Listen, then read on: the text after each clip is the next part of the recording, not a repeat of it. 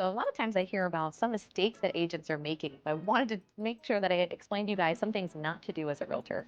One of the main things that we want to make sure that you aren't doing is that you're getting too caught up in like the contract side of things, that everything has to be, negotiated in writing. Don't get too caught up in that. We're here for a customer service experience. You want to make sure that they're enjoying the process as they go. Our job, of course, is to know the contract, but we're not attorneys. So don't get too caught up in the little details here and there. Just make sure it's a smooth process for the buyer and for the seller. Another huge mistake that some agents make is that they're fighting too hard for their customer. They're fighting so hard for the buyer, they're kind of hurting the seller.